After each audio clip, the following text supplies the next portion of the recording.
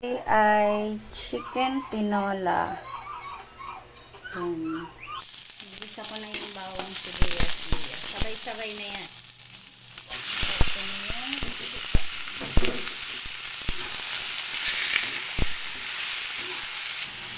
Habang ginigisa, nilagay ko na yung tanglad para mangamoy na dyan siya.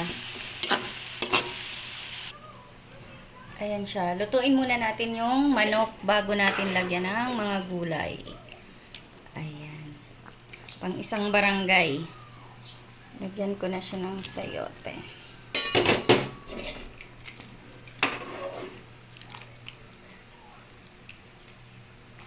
Okay, next ay eto na.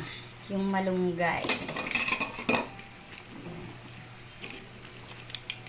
Antayin ko lang yan maluto. Then, ready na. At yan, luto na ang aking tinola. Kulay malunggay na yung sabaw. Oh. Pinapakulo ko talaga yan ng bonggang-bongga. Kasi yung anak ko palaging may sipon. Kaya kailangan niya yung sabaw na yan. Let's eat.